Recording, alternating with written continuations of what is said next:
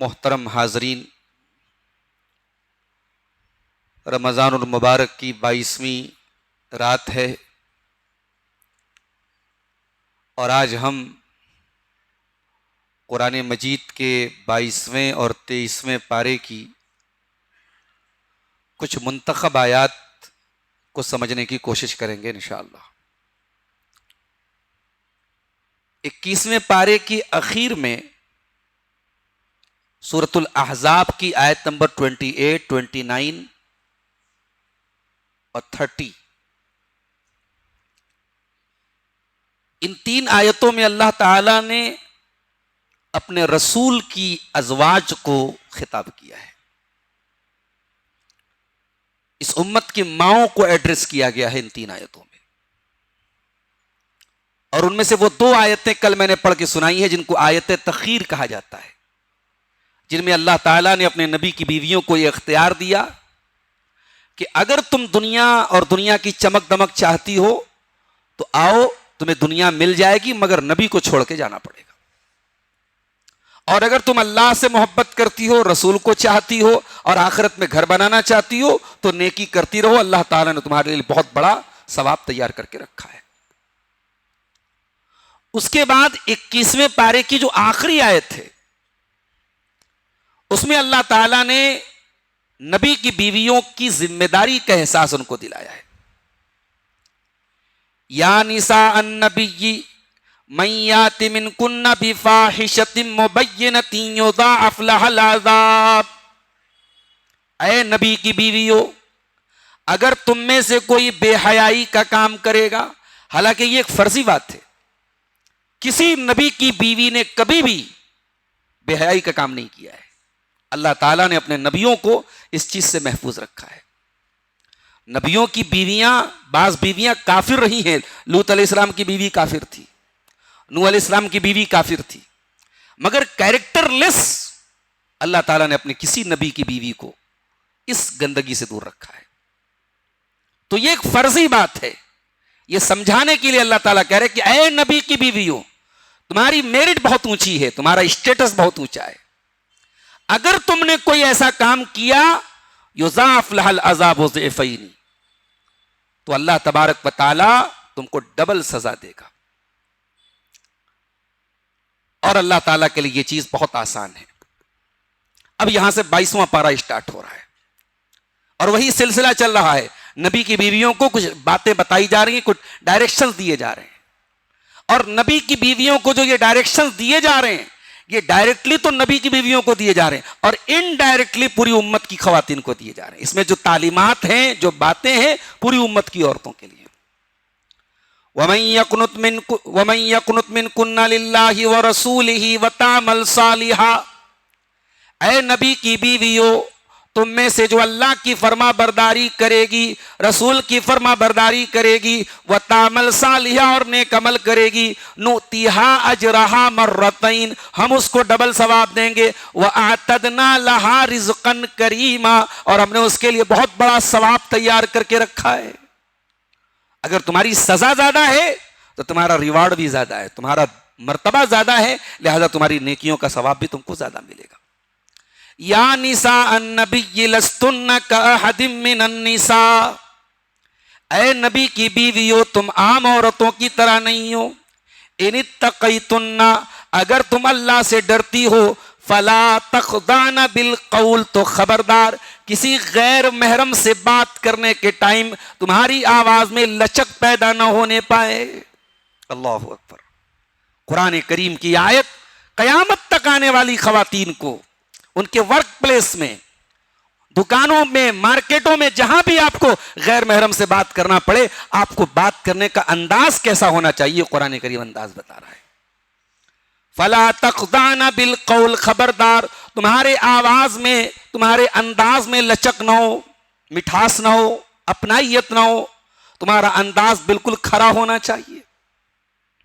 بھئی آپ کا کلیگ ہے، آپ کسی آفس میں کام کر رہی ہیں، کسی اسکول میں کام کر رہی ہیں، آپ کے کلیگ کا میسج آ رہا ہے، آپ بے تکلفی سے باتیں کر رہی ہیں، آپ اس کو وہ ہارٹ سائن والا جو دل بنا ہوا جو ایموجی آتا ہے وہ ایموجی اس کے کسی میسج پہ آپ بھیج رہی ہیں، یہیں سے فتنے شروع ہوتے ہیں۔ بھائی ایک غلط نمبر پہ آنے والی کال سے زنا ہو جاتا ہے میرے بھائی. وہاں وہ ایک رانگ نمبر سے آنے والی کال اس لیول پر پہنچا دیتی کہ انسان زنا کر بیٹھتا ہے. اللہ تبارک و تعالی نے جس نے ہمیں پیدا کیا ہے وہ ہماری سائیکولوجی سے کتنا واقف ہے میرے ساتھیوں, ہماری نفسیات سے کتنا واقف ہے. قیامت تک آنے والی عورتوں کو یہ اس فتنے سے آگاہ کیا گیا. خبردار کسی غیر محرم سے تم لچک کے ساتھ بات مت کرنا, اس لیے نہیں کہ تمہاری نیت پہ ڈاؤٹ ہے. فَيَطْمَعَ الَّذِي فِي قَلْبِهِ مرض, سامنے والے کی نیت گڑبڑ ہو سکتی ہے. تم تو غلط نیت سے میسج نہیں بھیج رہی ہو, لیکن تمہارے ایک ایموجی سے, تمہاری ایک بے تکلف بات سے, تمہارے ایک فرینک لب و لہجے سے سامنے والا کچھ اور مطلب نکال سکتا ہے, بات بگڑ سکتی ہے. جس کے دل میں شہوت کی بیماری ہے وہ کچھ امید پیدا کر سکتا ہے. اس سے پہلے کہ امیدوں کا کوئی پودا پیدا ہو اللہ تعالیٰ نے پودے کو کاٹ دیا. وَقُلْنَ قَوْلًا مَعْرُوفًا, اگر تمہیں بات کرنا پڑے تو بالکل پروفیشنل بات کرو, بالکل دستوری بات کرو, کھری بات کرو, کوئی میٹھی بات, کوئی بے تکلفی, کوئی فرینک بات مت کرو. آج کے دور میں ہر لڑکی کے ہاتھ میں موبائل ہے, ہر عورت کے گھر میں فون ہے. یہ فون چلانے والی, یہ موبائل چلانے والی, یہ سوشل میڈیا استعمال کرنے والی تمام عورتوں کو اللہ تعالیٰ نے ایک انداز بتا دیا ہے کہ تمہیں اپنے گریبان تک پہنچنے کی کسی کو چھوٹ نہیں دینا ہے. جہاں تم نے بے تکلفی اپنائی, جہاں فرینکنس آئی, جہاں سویٹنس آئی, جہاں ایک دوسرے سے تم بے تکلفی, وہیں سے معاملہ خراب ہوگا. اس کے بعد فرمایا وَقَرْنَ فِي بُيُوتِكُنَّ, اور اے نبی کی بیویوں تم گھروں کے اندر رہا کرو. اللہ اکبر. مولوی یہ بات بول دے تو فوراً فتویٰ لگ جائے گا, صاحب مولوی تو بڑے کنزرویٹو مائنڈ کے ہوتے ہیں, بڑے فنڈامنٹلسٹ ہوتے ہیں, بڑے محدود سوچ کے ہوتے ہیں. قرآن کی آیت کہہ رہی ہے عورت کا اصل ورک پلیس اس کا ہوم ہے, اس کا گھر ہے, وہ ہوم میکر ہے. اس کا کام ہوائی جہاز چلانا نہیں, ہوائی جہاز چلانے کے لیے مرد کافی ہیں. اس کا کام ریسیپشن پر کاؤنٹر پہ بیٹھ کے کسٹمر کا دل لبھانا نہیں ہے, اس کام کے لیے مرد حضرات. عورت آبجیکٹ نہیں ہے, عورت سامان نہیں ہے کہ اس کے آدھے ادھورے کپڑے دیکھ کر کے کسٹمر کا دل لبھ جائے اور کسٹمر آ کے آپ کا مال خرید لے. عورت اس کام کے لیے نہیں ہے. اللہ نے فرمایا عورت زینت محفل نہیں ہے, عورت شم خانہ ہے, وہ گھر کو چلانے والی, وہ گھر والی ہے. اے نبی کی بیویوں تم اپنے گھروں کے اندر رہا کرو. وَقَرْنَا, اب یہ کرنا جو ہے اصل میں یہ عربی میں یہ دو چیزوں سے بن سکتا ہے. یہ قرار سے بھی بن سکتا ہے, یہ وقار سے بھی بن سکتا ہے. اے نبی کی بیویوں تم اپنے گھروں میں وقار کے ساتھ, ڈگنیٹی کے ساتھ, رسپیکٹ کے ساتھ, عزت کے ساتھ رہو. جو ڈگنیٹی, جو عزت, جو سمان تمہیں گھر کے اندر رہ کے ملے گا وہ مارکیٹ میں کام کر کے نہیں ملے گا. آج دنیا نے کیا کیا صاحب, عورت کو صاحب آفس میں پہنچا دیا. عورت بڑے فخر سے کہتی ہے صاحب میں تو آفس میں 10 لوگوں پر راج کرتی ہوں, میں ان کی باس ہوں, میں کمپنیاں چلا رہی ہوں, میں کمپنیوں کی ملکہ ہوں. یہ سارے کام تو نے کر لیے, لیکن بیوی کا کام تو پھر بھی تجھے کرنا ہے.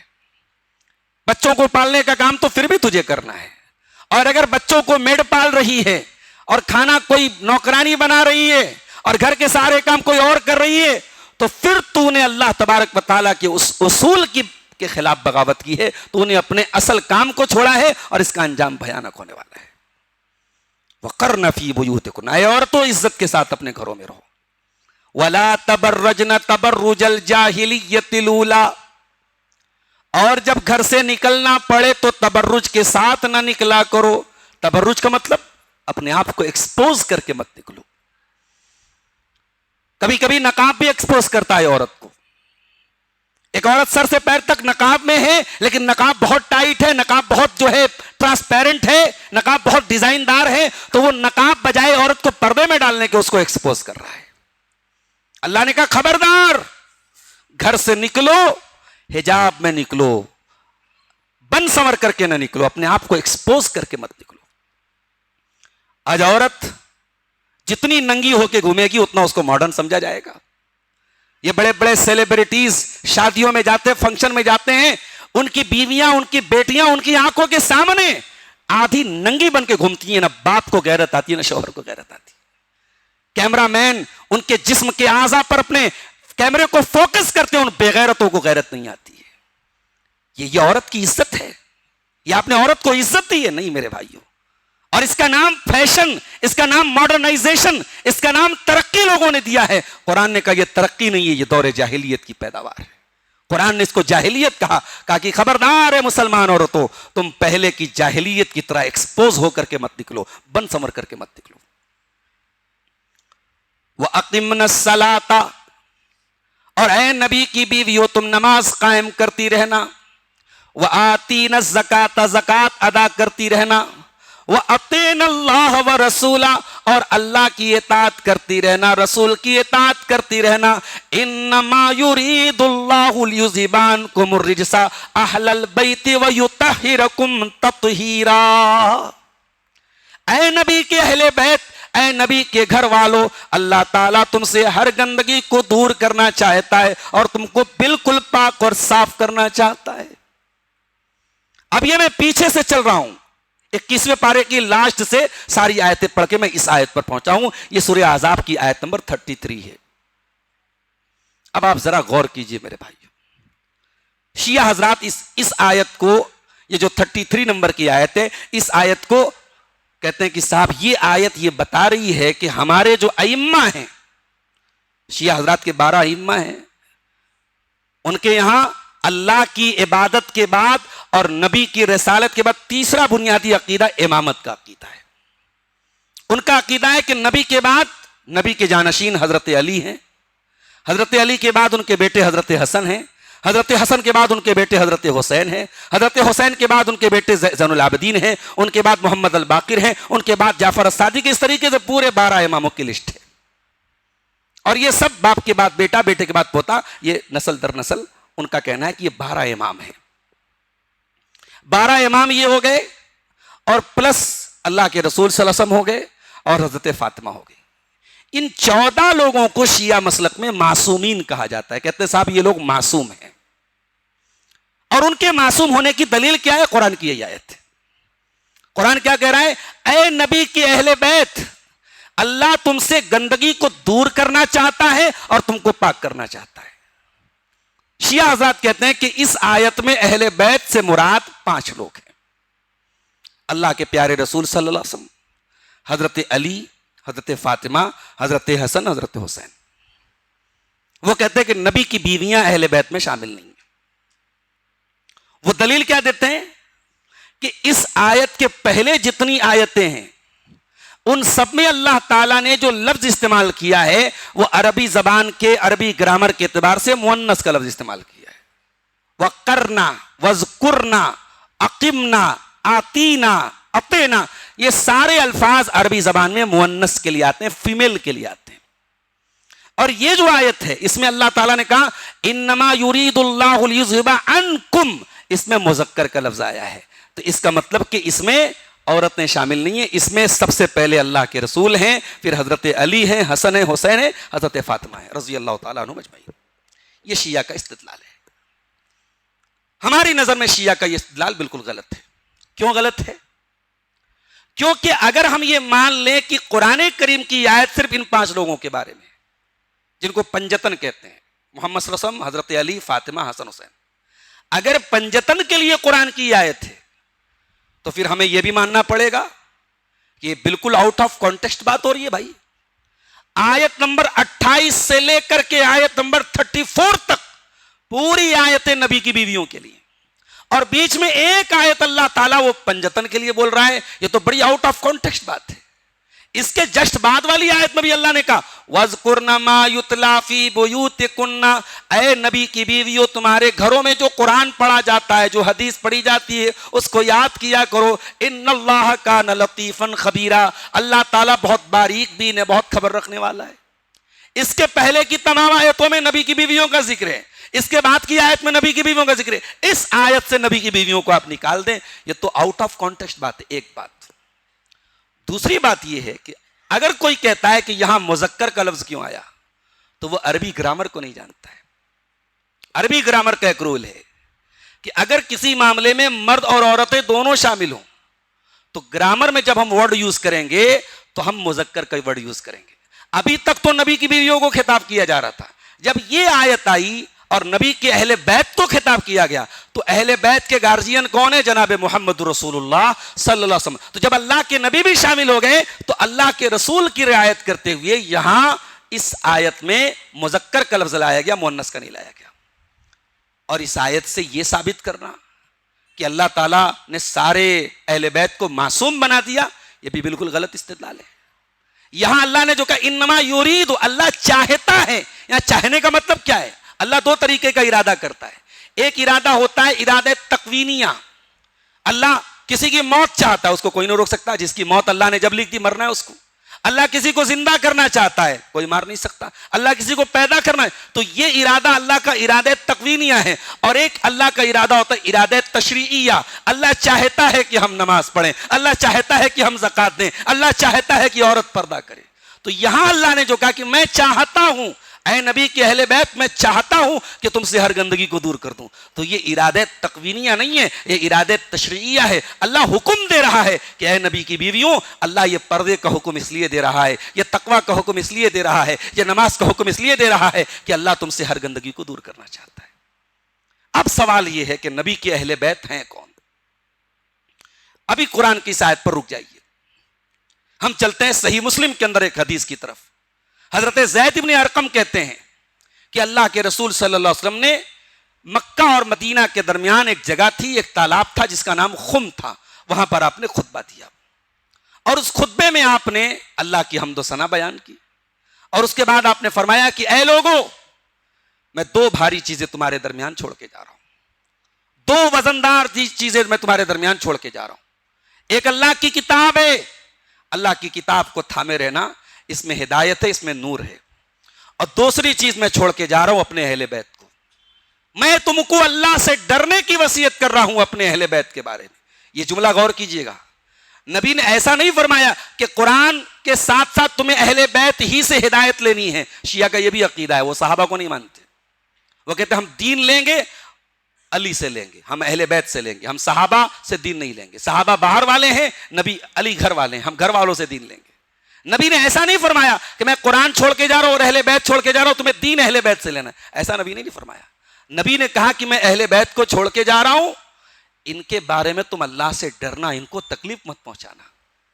اور اس پر چونکہ تفسیر کا ہمارا یہ خطاب بہت تفصیل ہم اس میں نہیں بیان کر سکتے، اس حدیث کی بھی ڈیٹیل میں جب آپ جائیں گے تو یہ حضرت علی کے بارے میں کچھ لوگوں کو بدگمانی ہو گئی تھی۔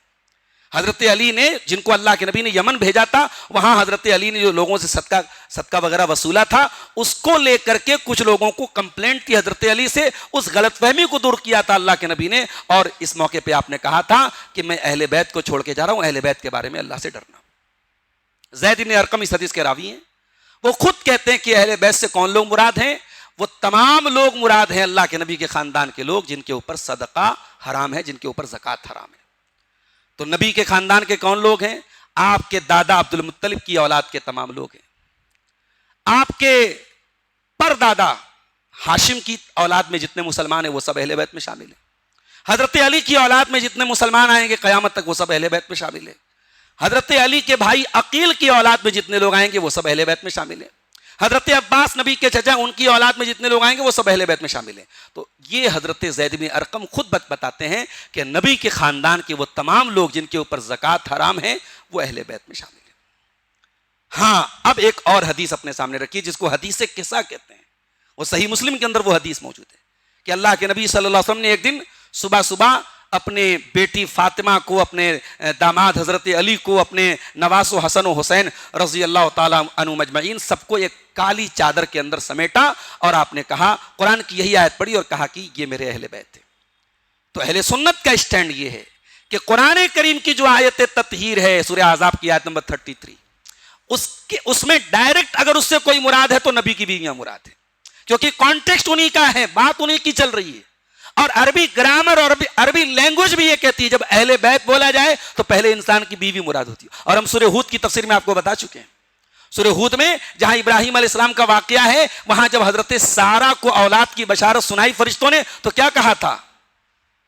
رحمت اللہ وبرکاتہ علیکم اہل البیت، اے ابراہیم کے اہل بیت، اللہ کی رحمت تم پر ہو، اللہ کی برکتیں تم پر ہو۔ وہاں حضرت سارہ اکیلی ہیں اور ان کو فرشتے کیا کہہ رہے ہیں؟ ابراہیم کے اہل بیت کہہ رہے ہیں۔ تو اہل بیت میں سب سے پہلے انسان کی بیوی مراد ہوتی ہے۔ لہٰذا جو لوگ اس آیت سے اہل بیت میں سے رسول کی بیویوں کو خارج کرتے ہیں وہ اس آیت کا غلط مطلب لیتے ہیں۔ سب سے پہلے نبی کی بیویاں شامل ہیں۔ ہاں حضرت علی کی اولاد بھی اہل بیت میں شامل ہیں۔ حدیث قصہ جو حضرت عائشہ سے بھی روایت ہے، حضرت ام سلمہ سے بھی روایت ہے، جو چادر میں اللہ کے نبی نے ان پانچوں لوگوں کو سمیٹا، وہ آیت یہ بتاتی ہے کہ حضرت علی، حضرت فاطمہ اور حضرت حسن و حسین رضی اللہ تعالی عنہم بھی اہل بیت میں شامل ہیں۔ تو یہ وضاحت اس لیے ضروری سمجھی گئی کہ اس آیت کریمہ سے غلط مفہوم نکالا جاتا ہے۔ اس کے بعد ہم آگے بڑھتے ہیں۔ اللہ تعالیٰ نے 10 کوالٹیز کا بیان کیا، اور یہ 10 کوالٹیز جو اللہ نے بیان کی، مردوں کا بھی ذکر کیا، عورتوں کا بھی ذکر، پیرلل اللہ نے ذکر کیا۔ ان المسلمین والمسلمات والمؤمنین والمؤمنات والقانتین والقانتات والصادقین والصادقات والصابرین والصابرات والخاشعین والخاشعات، بے شک مسلمان مرد، مسلمان عورتیں، مومن مرد، مومن عورتیں، اللہ کی فرما برداری کرنے والے مرد، اللہ کی فرما برداری کرنے والی عورتیں، سچ بولنے والے مرد، سچ بولنے والی عورتیں، صبر کرنے والے مرد، صبر کرنے والی عورتیں، اللہ سے ڈرنے والے مرد، اللہ سے ڈرنے والی عورتیں، صدقہ کرنے والے مرد، صدقہ کرنے والی عورتیں، روزہ رکھنے والے مرد، روزہ رکھنے والی عورتیں، اپنی شرمگاہ کی حفاظت کرنے والے مرد، اپنی شرمگاہ کی حفاظت کرنے والی عورتیں، اللہ کا بہت زیادہ ذکر کرنے والے مرد اور اللہ کا بہت زیادہ ذکر کرنے والی عورتیں۔ یہ 10 کوالٹیز اللہ نے بیان کی، اور 10 کوالٹیز بیان کرنے کے بعد اللہ نے فرمایا اعد اللہ لہم مغفرۃ واجرا عظیما۔ یہ 10 چیزیں جس کے اندر پیدا ہو جائیں اللہ اس کو معاف کر دے گا اور اس کے لیے بہت بڑا ثواب تیار کر کے رکھا ہے۔ یہ آیت نازل کب ہوئی؟ نبی کی کچھ بیویوں کو یہ شکایت ہوئی کہ اسلام تو صرف مردوں کے لیے، ہمارے لیے تو کوئی بات نہیں آتی ہے، جو آیتیں اترتی ہیں سب مردوں کے لیے اترتی ہیں، ہمیں جہاد میں جانے کا بھی حکم نہیں ہے، تو ہمارے ساتھ ناانصافی کیوں ہو رہی ہے، ہمارے ساتھ ڈسکریمنیشن کیوں ہو رہا ہے؟ یہ شکایت کچھ اللہ کے رسول کی بیویوں، خاص طور سے حضرت ام سلمہ کا نام آتا ہے، ان کے زبان سے جملہ نکلا کہ ہمارے بارے میں تو قرآن کی آیتیں نہیں اترتی ہیں۔ تو ایک دن حضرت ام سلمہ بالوں میں کنگھی کر رہی تھی، کوئی خادمہ تھی، کوئی نوکرانی تھی، ان کو کنگھی کر رہی تھی، اور یہی آیت اتری اور اللہ کے نبی صلی اللہ علیہ وسلم نے مسجد میں یہ آیت پڑھی۔ حضرت ام سلمہ جلدی سے آئیں، دروازے پر کان لگا کے سننے لگی اور یہ آیت ان کو سنائی تھی۔ یہ آیت اللہ تعالیٰ نے اتار کر کے یہ میسج دیا کہ شریعت کے تمام احکام مردوں کے لیے بھی ہیں، عورتوں کے لیے بھی ہیں۔ کوئی عورت یہ نہ سمجھے کہ میں شریعت کے دائرے سے باہر ہوں۔ ہاں جہاں عورتوں کو ایکسیپشن دیا گیا ہے، جہاں عورتوں کو الگ رکھا گیا، وہاں اللہ نے کلیئر کر دیا۔ جہاں ایکسیپشن نہیں ہے، شریعت نماز کا حکم دے رہی ہے، نماز مرد بھی پڑھے گا، عورت بھی پڑھے گی۔ شریعت زکوٰۃ کا حکم دے رہی ہے، زکوٰۃ مرد بھی دیں گے، عورت۔ شریعت کے تمام احکام میں مرد اور عورت دونوں شامل ہیں، اور اللہ تعالیٰ کے جینڈر بیس کوئی ڈسکرمنیشن نہیں ہے۔ عورت اور مرد کی بنیاد پر اللہ تعالیٰ کے یہاں کسی کا مقام اونچا اور نیچا نہیں ہے۔ اسی لیے یہ 10 کوالٹیز اللہ نے جب بیان کی تو مردوں اور عورتوں دونوں کا پیرلل ذکر کیا اللہ تعالیٰ نے۔ اس کے بعد اللہ نے حجاب کا مقصد بیان کیا کہ اسلام میں حجاب کا حکم کیوں دیا گیا۔ یا ایھا النبی قل لازواجک وبناتک ونساء المؤمنین، اے نبی اپنی بیویوں سے کہہ دیجئے، اپنی بیٹیوں سے کہہ دیجئے اور تمام مسلمان عورتوں سے کہہ دیجئے یدنین علیہن من جلابیبہن، جب وہ اپنے گھر سے نکلیں تو جلباب ڈالنے اپنے اوپر۔ جلباب کس کو بولتے تھے؟ جلباب ایسی چادر کو بولتے تھے، ایسے کپڑے کو بولتے تھے جو سر سے پیر تک عورت کو، پورے بدن کو کور کر لے۔ اے عورتوں تم اپنے گھر سے نکلو تو جلباب میں نکلو، نقاب میں نکلو۔ ذالک ادنی یعرفن فلا یؤذین، یہ نقاب تمہاری آئیڈینٹی بن جائے گا، یہ نقاب تمہاری پہچان بن جائے گا، اور دنیا کو یہ بتا دے گا تم عزت دار گھرانوں کی عورتیں ہو، تم کو کوئی چھیڑنے کی جرت نہ کرے۔ پتہ یہ چلا کہ نقاب صرف ایک کپڑا نہیں ہے، نقاب ایک پہچان ہے۔ میری بہنوں، میری ماں، جب اس نقاب میں آپ نکلتی ہیں آپ اسلام کو ریپرزینٹ کرتی ہیں، دنیا آپ کے نقاب سے جسٹیفائی کرتی ہے آپ کو۔ ابھی میں نے ایک کھلاڑی کی بیوی کا ایک فوٹو وائرل ہوا کہ وہ کسی فنکشن میں اپنی بیوی کو لے کے گیا، سر سے پیر تک مکمل نقاب میں، تو کسی منچلے نے اس پر کمنٹ کیا، ارے یوسف پٹھان بھائی آپ اپنی بیوی کو کہے لے کے چلے آئے، جب پردے ہی میں لانا تھا گھر میں ہی رکھتے۔ تو اس پر کسی نے بڑا اچھا کمنٹ کیا تھا کہ بھئی آپ کو کیا تکلیف ہے، اگر ایک عورت گاؤن پہن سکتی ہے، ایک عورت دنیا کی منی اسکرٹ پہن سکتی ہے، تو ایک عورت نقاب بھی پہن سکتی ہے، اس کو آزادی ہے، آپ کو کیا، اس پہ آپ کو اعتراض کا کیا حق ہے؟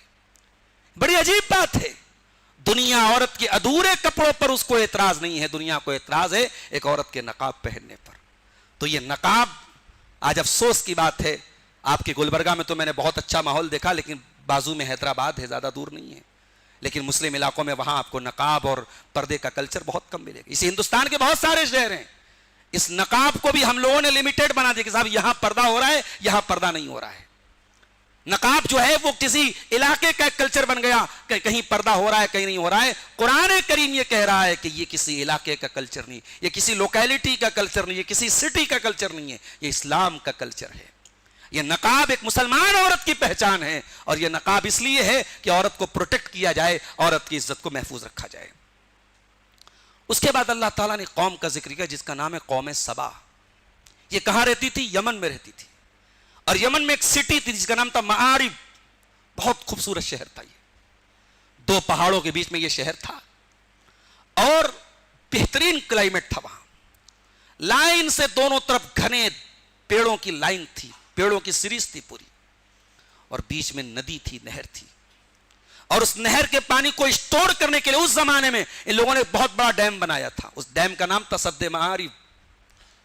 پانی کو اسٹور کر لیا تھا انہوں نے، اور وہ پانی ان کے لیے، ان کے باغوں کی سینچائی کے لیے، ان کے باغوں کی پیداوار کے لیے بڑا بہترین کام کرتا تھا۔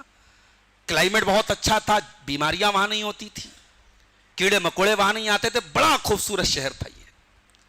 لیکن جب اس قوم نے اللہ کی نافرمانی کرنا شروع کیا، جب تک یہ قوم اللہ کا شکر ادا کرتی رہی، اللہ نوازتا رہا، بہترین کلائمیٹ دیا، بہترین پیداوار دیا، پانی کو اسٹور کرایا، اور جب اس قوم نے اللہ کی ناشکری کی، وہی پانی ان کے لیے عذاب بن گیا۔ اللہ نے فرمایا لَقَدْ كَانَ لِسَبَإٍ فِي مَسْكَنِهِمْ آیَةٌ، قوم سبا کے لیے ان کے وطن میں بہت بڑی نشانی تھی، جنتان عن یمین و شمال، دائیں بائیں دونوں طرف باغات ہی باغات تھے، کلوا من رزق ربکم، اے میرے بندو اپنے رب کا رزق کھاؤ، واشکروا لہ، اور اپنے رب کا شکریہ ادا کرو، بلدۃ طیبۃ ورب غفور، بڑا پاکیزہ تمہارا شہر ہے اور بڑا بخشنے والا تمہارا رب ہے۔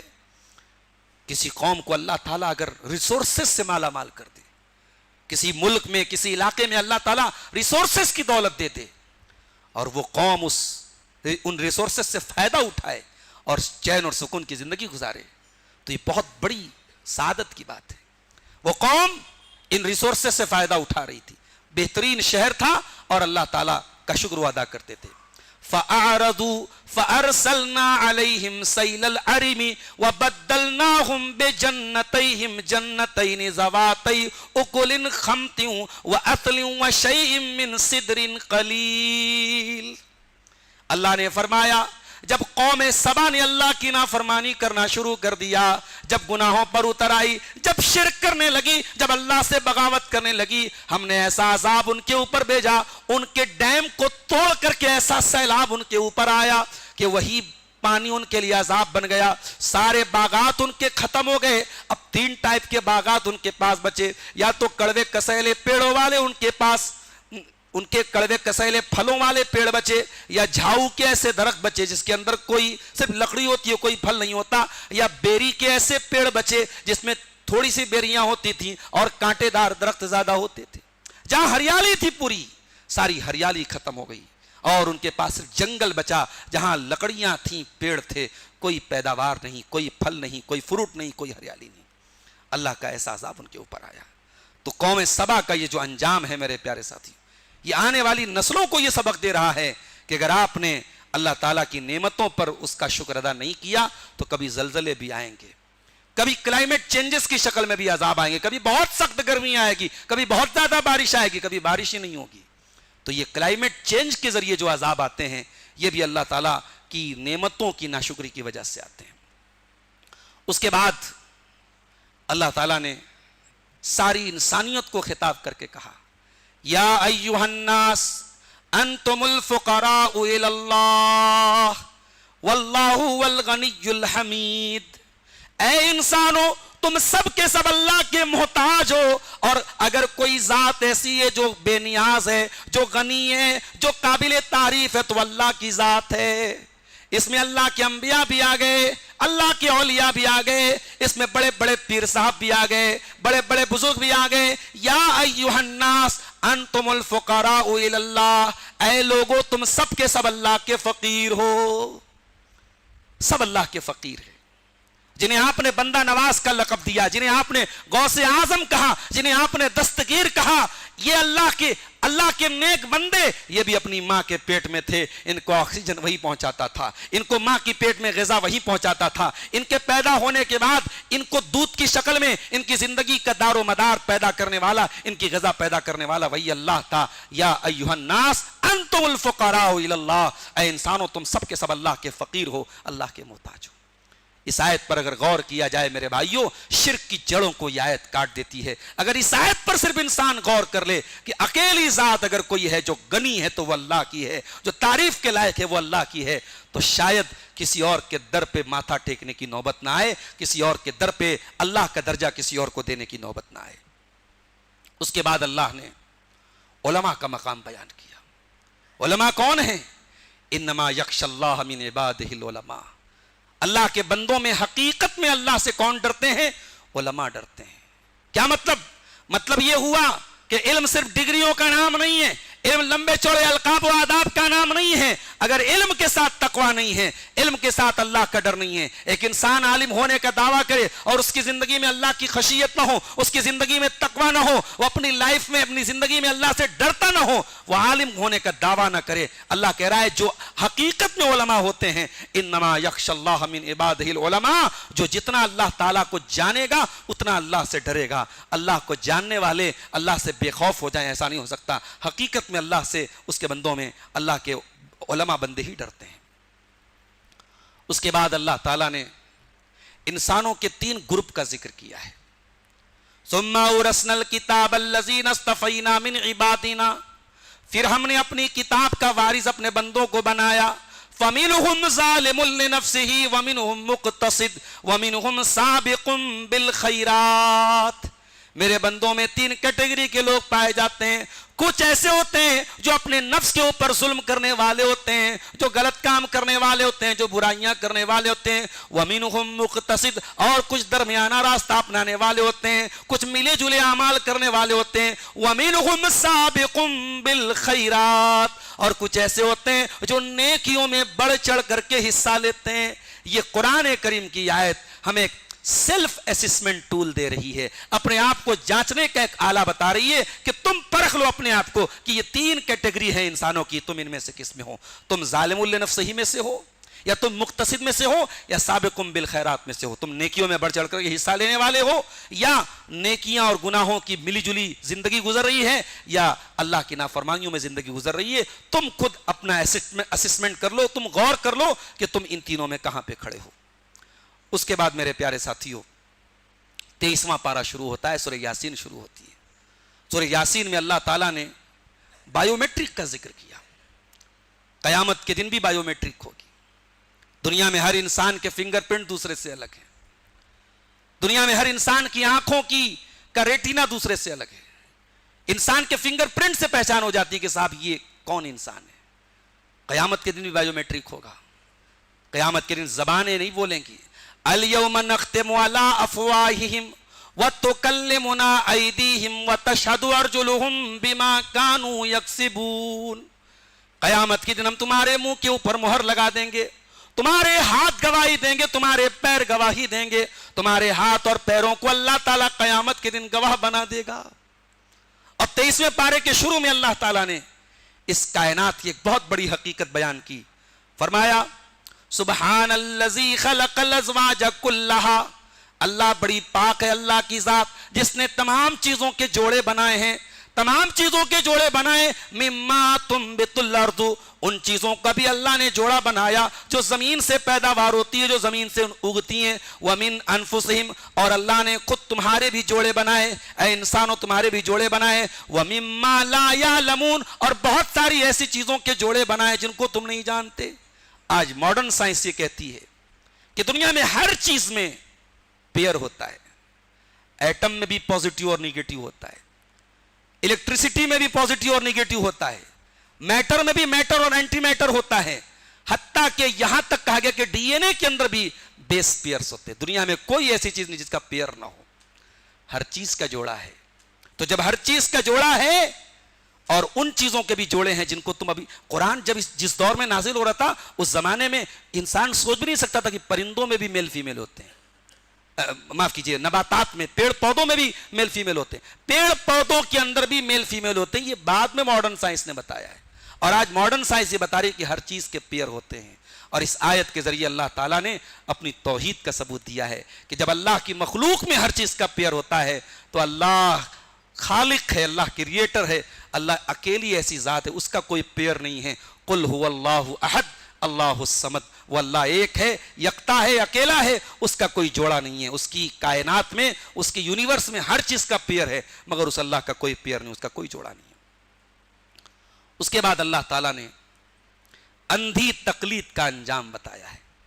یہ دنیا میں پیروں کو ماننے والے، یہ مرشدوں کو ماننے والے، یہ دوسروں کے پیچھے اندھا دھن بھاگنے والے، قیامت کے دن کو ذلیل ہونا پڑے گا. قیامت کے دن کھڑا کرے گا اللہ تعالیٰ اور کہے گا وَقِفُوهُمْ إِنَّهُمْ مَسْئُولُونَ، کھڑا کر دو ان کو، روک دو ان کو، ان سے سوال کیا جائے گا. اے اندھی تقلید کرنے والوں، اے قرآن و حدیث کو چھوڑ کر دوسروں کے پیچھے اندھا دھند بھاگنے والوں، اور دوسروں کو رسول کا مقام دینے والوں، اور دوسروں کو اللہ اور اس کے رسول کی اتھارٹی دینے والوں، تم سے سوال کیا جائے گا. تم اللہ کی بارگاہ میں جواب دو، تم نے اللہ کا درجہ کسی اور کو کیوں دیا، تم نے رسول کا درجہ کسی اور کو کیوں دیا. میرے پیارے ساتھیوں، یہ آیت ہمیں بتا رہی ہے کہ ہم دوسروں کو بلیم کر کے قیامت کے دن نہیں بچ پائیں گے. ہم یہ نہیں کہیں گے اللہ ہمارے پیر صاحب جانے ہم کیا جانے، ہمارے مولانا صاحب جانے ہم کیا جانے. آپ کی اکاؤنٹیبلٹی ہوگی، آپ کا حساب ہوگا، آپ کو اپنے حساب کے لیے تیار ہونا پڑے گا. اللہ نے فرمایا وقفوہم انہم مسئولون، ان سے پوچھو، ان سے سوال کیا جائے گا. اس کے بعد اللہ نے ایک بڑی عجیب و غریب قربانی کا ذکر کیا.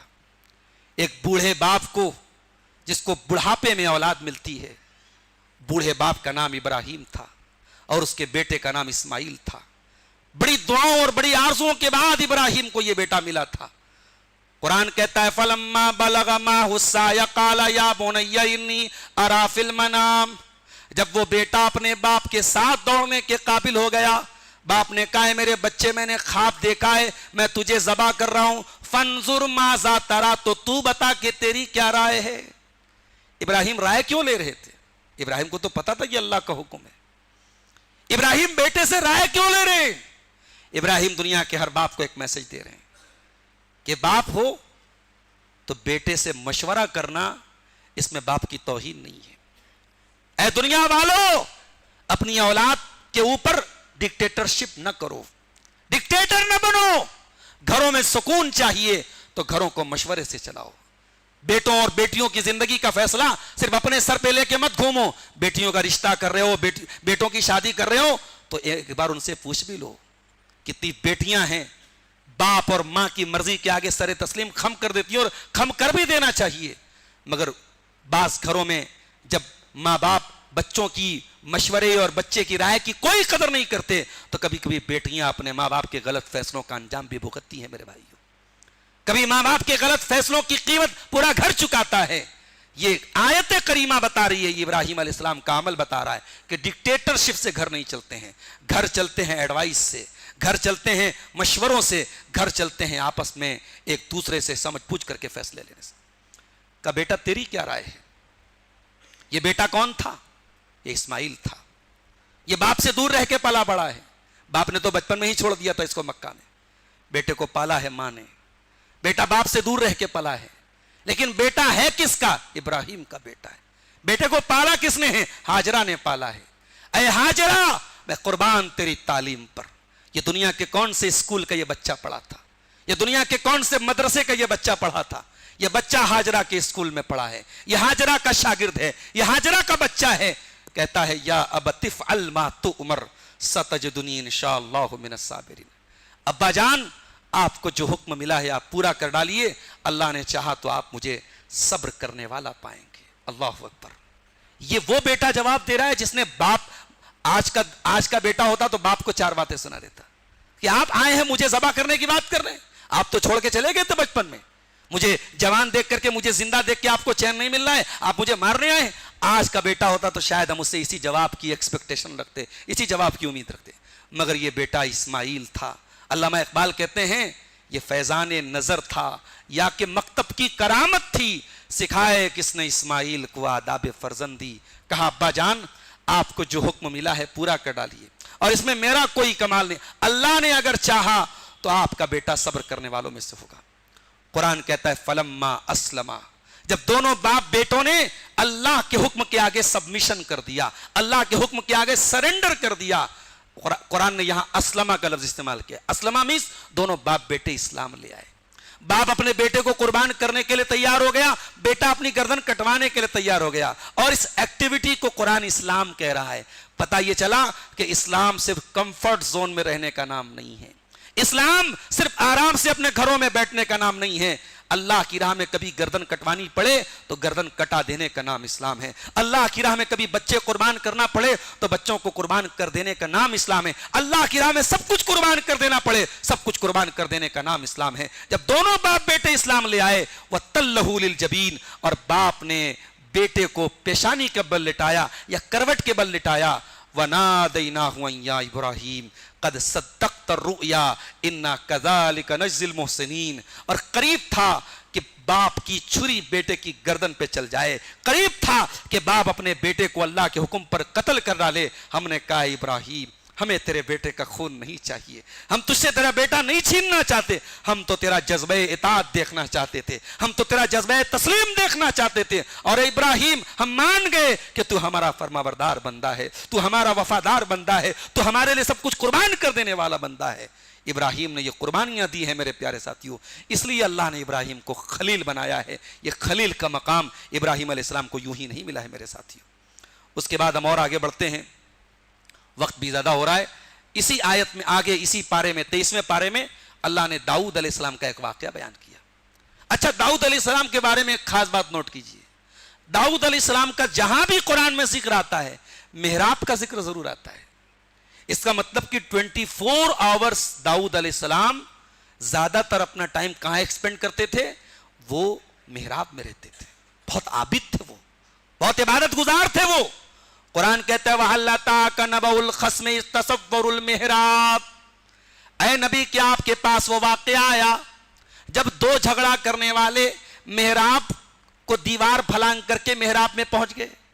وہ محراب میں داؤد علیہ السلام کی عبادت کا ٹائم تھا، وہ انڈیویزول اکیلے عبادت کر رہے تھے اور دیوار پھلانگ کر کے یہ دونوں لوگ محراب میں پہنچ گئے۔ اِذْ دَخَلُوا عَلَىٰ دَاؤُودَ فَفَزِعَ مِنْهُمْ، داؤد علیہ السلام کے پاس جب وہ دونوں آئے تو داؤد علیہ السلام گھبرا گئے۔ قالوا لا تخف، ان دونوں نے کہا ڈریے مت، خصمان بغا بعضنا علی بعض، ہم دونوں ایک دوسرے کے خلاف مقدمہ لے کے آئے ہیں، ہم میں سے ایک نے دوسرے کے اوپر ظلم کیا ہے۔ فاحکم بیننا بالحق، اے داؤد ہمارے بیچ انصاف کے ساتھ فیصلہ کیجئے، ولا تشتت، اور آپ نا انصافی مت کیجئے، واہدنا الی سواء الصراط، اور اے داؤد بالکل سیدھے راستے کی طرف ہماری رہنمائی کیجئے۔ پتہ یہ چلا کہ جو جج ہوتا ہے، جو قاضی ہوتا ہے، اس کا کام ہے انصاف کے ساتھ فیصلہ کرے۔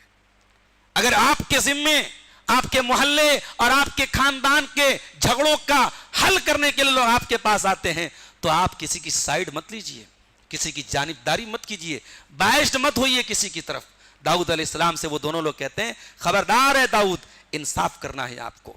ان ھذا اخی لہ 99 ناجا، اے داؤد میرا یہ جو بھائی ہے اس کے پاس 99 دمبی ہے، 99 بھیڑی ہے اس کے پاس، ولی ناجۃ واحدہ، اور میرے پاس ایک دمبی ہے، فقال اکفلنیھا وعزنی فی الخطاب، اس کے پاس 99 دمبے ہیں، میرے پاس ایک دمبا ہے، اور پھر بھی یہ مجھ سے کہہ رہا ہے کہ اپنا ایک دمبا بھی مجھ کو دے دو، وعزنی فی الخطاب، اور یہ مجھ سے بڑے زوردار طریقے سے بات کر رہا ہے، دلائل سے بات کر رہا ہے اور وکیلوں کے ذریعے بات کر رہا ہے، اپنی بات میں مجھ کو دبا رہا ہے. قال لقد ظلمك بسؤال نعجتك الى نعاجی، کہا کہ یہ ظلم کر رہا ہے تمہارے اوپر. اگر یہ تم سے یہ کہہ رہا ہے کہ تمہارا دمبا بھی اس کو دے دیا جائے تو یہ ظلم کر رہا ہے. وَإِنَّ كَثِيرًا مِّنَ الْخُلَطَاءِ لَيَبْغِي بَعْضُهُمْ عَلَى بَعْضٍ، اور دنیا میں زیادہ تر پارٹنر لوگ ایک دوسرے پر ظلم کرتے ہیں. إِلَّا الَّذِينَ آمَنُوا وَعَمِلُوا الصَّالِحَاتِ، پارٹنرشپ میں زیادہ تر لوگ ایک دوسرے پر ظلم کرتے ہیں. کبھی آپ نے اگر بزنس میں کسی کو پارٹنر بنایا ہوگا تو قرآن کی آیت کا بہت اچھی طریقے سے سمجھ سکتے ہیں. پارٹنرشپ پر کاروبار کرنا بہت رسک کا کام ہے. جتنے بھی کانٹریکٹ ہو جائیں، جتنے بھی اگریمنٹ ہو جائیں، اگر دل میں اللہ کا ڈر نہیں ہے تو ایک دن آتا ہے جو آپ نے بڑے محبت کے ساتھ پارٹنرشپ کی تھی، بڑی نفرت کے ساتھ وہ پارٹنرشپ ٹوٹ جاتی ہے. ہوتا ہے کہ نہیں ہوتا ہے؟ قرآن کہہ رہا ہے، داؤد علیہ السلام کہہ رہے ہیں وَإِنَّ كَثِيرًا مِّنَ الْخُلَطَاءِ لَيَبْغِي بَعْضُهُمْ عَلَى بَعْضٍ. پارٹنرشپ جب بھی ہوتی ہے لوگ ایک دوسرے پر ظلم کرتے ہیں. إِلَّا الَّذِينَ آمَنُوا وَعَمِلُوا الصَّالِحَاتِ، ہاں کچھ پارٹنر ایسے ہوتے ہیں جو ایمان والے ہوتے ہیں، نیک عمل کرنے والے ہوتے ہیں. وَقَلِيلٌ مَّا هُمْ، لیکن وہ بہت کم ہوتے ہیں. وہ دونوں لوگ جو آئے تھے وہ دونوں اصل میں فرشتے تھے، انسانی شکل میں آئے تھے. اور ان دونوں نے آتے ہی جب داؤد علیہ السلام کے سامنے اپنی بات رکھی تو داؤد علیہ السلام نے دونوں کی بات نہیں سنی. جبکہ ہونا کیا چاہیے تھا کہ بھئی ایک کلیمنٹ ہے، ایک ڈیفینڈنٹ ہے، ایک مدعی ہے، ایک مدعا علیہ ہے، ایک دعویٰ کر رہا ہے اور ایک کے خلاف دعویٰ ہو رہا ہے. تو قاضی کا کام کیا ہے؟ دونوں فریق کی بات سنیں. حضرت داؤد علیہ السلام نے ڈیفینڈنٹ کی بات نہیں سنی، مدعی کی بات سن لی، ایک فریق کی بات سن لی اور فیصلہ کر دیا. ان کو فوراً احساس ہوا کہ میں نے غلط کیا ہے. قرآن کہتا ہے وَظَنَّ دَاؤُدُ أَنَّمَا فَتَنَّاهُ فَاسْتَغْفَرَ رَبَّهُ وَخَرَّ رَاكِعًا وَأَنَابَ. داؤد علیہ السلام سمجھ گئے کہ ہم نے ان کو آزمایا ہے. وہ فوراً اللہ کی بارگاہ میں سجدے میں گر پڑے، اللہ سے معافی مانگنے لگے. فَغَفَرْنَا لَهُ ذَلِكَ، اور ہم نے داؤد علیہ السلام کی اس غلطی کو معاف کر دیا. وَإِنَّ لَهُ عِندَنَا لَزُلْفَىٰ وَحُسْنَ مَآبٍ، اور داؤد علیہ السلام کا مقام ہمارے نزدیک بہت اونچا ہے. پتہ یہ چلا کہ نبیوں کی زندگی ہمیں یہ بتاتی ہے کبھی چوک ہو جائے، کبھی بھول ہو جائے تو فوراً توبہ کر لو، فوراً معافی اپنی غلطیوں کو جسٹیفائی مت کرو، اپنی غلطیوں کو صحیح ثابت کرنے کے لیے دلیل مت دو. داؤد علیہ السلام کو جیسے ہی احساس ہوا کہ یہ میں نے غلط کر دیا، ایک فریق کی بات سن کر کے میں نے فیصلہ کر دیا، فوراً وہ سجدے میں گر پڑے اور انہوں نے توبہ کر کے اللہ تعالیٰ سے انہوں نے معافی مانگی ہے. اس کے بعد میرے پیارے ساتھیوں، اللہ نے قرآن کا مقصد بیان کیا. قرآن کیوں اترا ہے؟ فرمایا کتاب انزلناہ الیک مبارک، اے نبی یہ کتاب بڑی برکت والی کتاب ہے. لیدبروا آیاتہ، تاکہ لوگ اس قرآن کی آیتوں پر غور کریں. ولیتذکر اولو الالباب، اور عقل مند لوگ اس قرآن سے نصیحت پکڑیں. قرآن تدبر کی کتاب ہے، قرآن غور کرنے کی کتاب ہے. ہم نے قرآن کو جھاڑ پھونک کی کتاب بنا دی. قرآن کا مقصد کیا ہے؟ بچوں کو پڑھ کے دم کرو، بیماروں کو پڑھ کے دم کرو. بچوں کو، بیماروں کو قرآن پڑھ کے دم کرنا جائز ہے، اس کی نفی نہیں کر رہا ہوں میں، لیکن وہ قرآن کا پرائمری مقصد نہیں ہے. پرائمری مقصد کیا ہے؟ لیدبروا آیاتہ، قرآن پہ تدبر کیا جائے. قرآن ہدایت کا راستہ بتاتا ہے. آج افسوس کی بات ہے کہ ہم نے قرآن کو رٹو طوطے کی طرح پڑھ لیا، بس ایز اے ٹیکسٹ ہم نے پڑھ لیا. قرآن کیا میسج دے رہا ہے، قرآن کے میسج پر میرے پیارے ساتھیوں ہم غور نہیں کرتے ہیں. اب ایک آخری آیت سنا کر کے بات ختم کرتا ہوں. اللہ نے جنت کا ذکر کیا، اور جب جنت کا اللہ نے ذکر کیا فرمایا ان ھذا لرزقنا، اے جنتیوں جنت میں جو ہمیں تمہیں ہمارا جو رزق مل رہا ہے، ما لہ من نفاد، جنت میں ملنے والی کسی بھی نعمت کی کوئی ایکسپائری نہیں ہے. دنیا میں ہر نعمت کی ایکسپائری ہے. جوانی کی ایکسپائری بڑھاپا ہے، تندرستی کی ایکسپائری بیماری ہے، خوبصورتی کی ایکسپائری بدصورتی ہے. دنیا میں ہر نعمت کی ایک ایکسپائری ہے. جنت میں کسی نعمت کی ایکسپائری نہیں. جنت میں جو بھی ملے گا وہ فار ایور ملے گا. ان ھذا لرزقنا ما لہ من نفاد. میرے بندو یہ جنت کی نعمتیں ہیں، یہ کبھی ختم ہونے والی نہیں ہیں. ہائے انسان کتنا نادان ہے، ایکسپائر ہو جانے والی نعمتوں پہ اکڑ رہا ہے، ایکسپائر ہو جانے والی دولت پہ اکڑ رہا ہے، ایکسپائر ہو جانے والی خوبصورتی پہ اکڑ رہا ہے، اور وہ نعمتیں جو کبھی ایکسپائر نہیں ہوگی ان نعمتوں کی کوئی تیاری نہیں کر رہا ہے۔ اللہ نے یہ جملہ استعمال کر کے ہمیں میسج دیا ہے، ارے تیاری کرنا ہے تو اس رزق کی تیاری کرو، ارے لوٹنا ہے حاصل کرنا ہے تو ان نعمتوں کو حاصل کرو، ما لہو من نفاد، جو کبھی ختم ہونے والی نہیں ہیں۔ تو یہ قرآن کریم کے 22ویں اور 23ویں پارے کی چند آیات تھی جن کی تفسیر آپ کے سامنے پیش کی گئی۔ انشاءاللہ کل تاکرات ہے اور کل مختصر وقت میں ہم 24ویں پارے کی تفسیر آپ کے سامنے پیش کریں گے۔ اللہ سے دعا ہے رب العالمین ہم سب کو قرآن کریم کی ان آیات کو پڑھنے کی، سمجھنے کی، غور کرنے کی اور ان پر عمل کرنے کی توفیق عطا فرمائے، آمین۔ وآخر دعوانا ان الحمد للہ رب العالمین، والسلام علیکم ورحمۃ اللہ وبرکاتہ۔